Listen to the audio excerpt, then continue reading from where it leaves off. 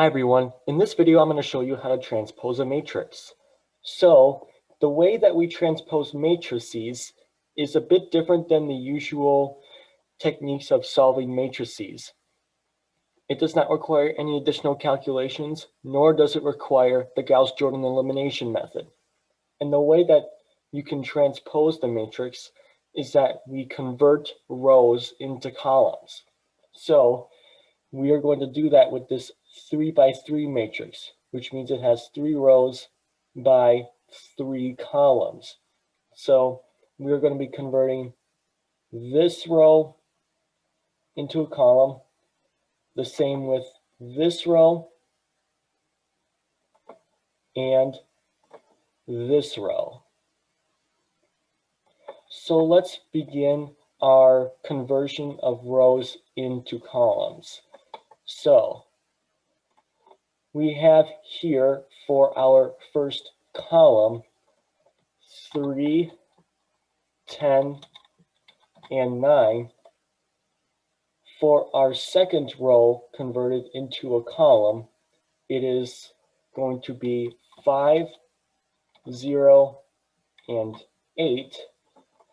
And then lastly, we have our final row to convert into a column, and that is 6, 1, and 7.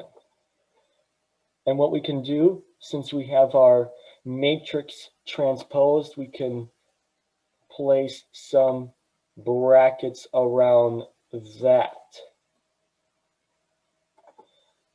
And here is the way to even look at how these matrices are identified. This matrix is equal to matrix A. And this matrix is equal to the matrix of A transposed with a little superscript of a capitalized T. So that is our transposed matrix. And before we move on to our next example, I would like to identify 3 numbers in both matrices. I will square them off in blue. They are 3, 0, and 7.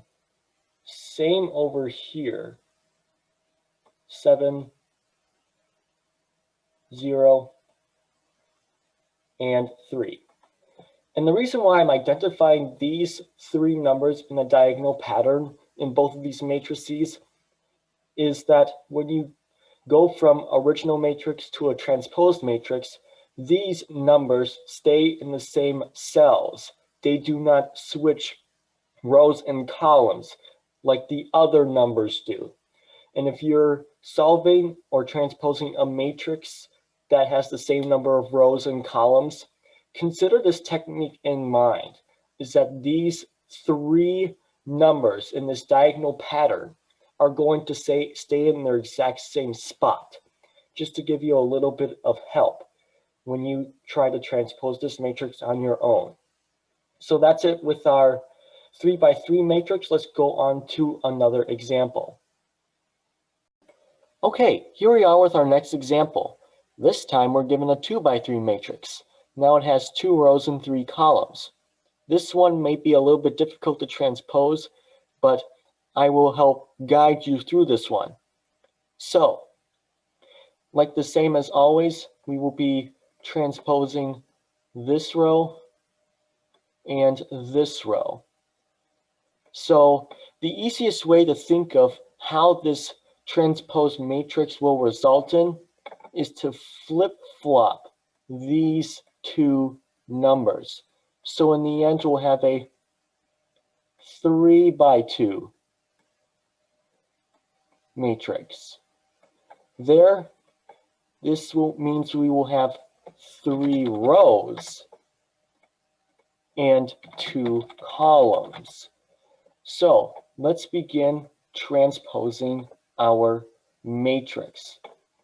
So we have our first column. Now, first row, we're going to transpose into a column. It's 8, 0, and 6. And our second row transposed into a column is 2, 5, and 8. And we can bracket this off with black brackets.